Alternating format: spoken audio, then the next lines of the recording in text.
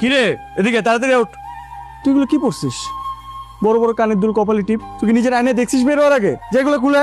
আমি কি পড়বো সেটা কি তোকে বলে পড়তে হবে? তুই এটা নিয়ে নাক গোলাবি কেন? আমি 110 বার নাক গোলাবো। তোকে দেখে কি মনে হচ্ছে তুই জানিস? তুই বিয়ে বাড়িতে যাচ্ছিস, কোনো ভার্সিটিতে না, যেগুলো খুলে। আমি যাব না। তো যাওয়া লাগবে না, এখন যেহেতু লেট হয়ে গেছে তুই ওঠ। আমি যাব না। তুই ওনার সাথে যাবি? তুই চলে যা। নিতো লেট হয়ে যাচ্ছে, চলো। তুই সত্যি আমার সাথে যাবি না? যাব না, তুই চলে যা। গরম আছে, দ্রুত খেয়ে নিন, জ্বর মুখে ভালো লাগবে। আমি নিজ হাতে আপনার জন্য বানিয়েছি। এইসবের কি দরকার ছিল বলেন তো? অবশ্যই দরকার ছিল, কথা না বাড়িয়ে খেয়ে নিন। আচ্ছা, আপনার কষ্ট করতে হবে না, আপনি হেলান দিয়ে বসুন, আমি খাইয়ে দিচ্ছি। না, কোনো দরকার নেই, আমি খেতে পারবো। না প্লিজ আরে সমস্যা নেই, আমি পারবো। প্লিজ একটু সরি সরি সরি সরি, আমি মনে হয় আপনাদের পার্সোনাল স্পেসে ডিস্টার্ব করে ফেললাম, তাই না? আরে না না ভাই, আপনার ফ্রেন্ডের জ্বর আসছিল তাই আমি নুডলস বানিয়ে দিয়েছি। বসেন না প্লিজ। না না, ইটস ওকে, আপনি প্লিজ ওর টেক কেয়ার করেন, ওকে নুডলস খাইয়ে দেন। তাই বললে হয়? বসুন না, আপনাকেও একটু নুডলস দেই, খেয়ে বলুন আমি কেমন বানিয়েছি। না না, আমি খাবো না। আবির, তুই কি কিছু বলবি? হ্যাঁ, আমি তোকে কিছু বলতে আসছি। আমি তোর জন্য অনেকক্ষণ রোদে দাঁড়াইছিলাম, তুই তো আমাকে বলিস তুই অসুস্থ। তুই এটাও বলিস যে তুই আমার সাথে আসবি কি আসবি না। আপনি একটা কাজ করবেন ফাহাদ ভাই, আপনি প্লিজ নিতুকে একটু ওষুধ খাওয়াবেন নিজ হাতে, ঠিক আছে? ওষুধটা ঠিকঠাক মতো খেয়ে নিস।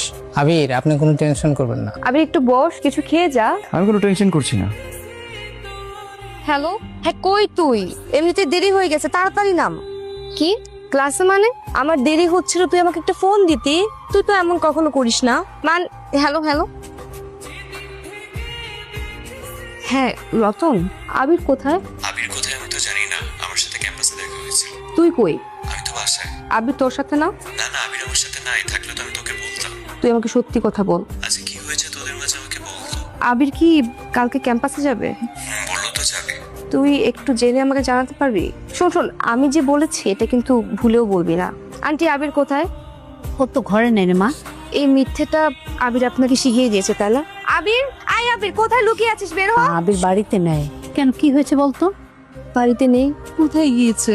সেটা তো বলতে পারলাম না। জানেন আন্টি, আবিরের সাথে আমার ছোট থেকে বেড়ে ওঠা, আপনি তো জানেন সবকিছুই। আমরা একসাথে ক্যাম্পাসে যাই, একসাথে বসি, একসাথে ক্লাস করি। ছোট্ট কোনো ডিসিশন হলেও না একসাথে নিয়েছি। কিন্তু আজকে কয়টা দিন যাবত সে আমার ফোন ধরে না। আমি টেক্সট করলে সে আমার মেসেজ সিন করে রেখে দেয়, রিপ্লাই দেয় না।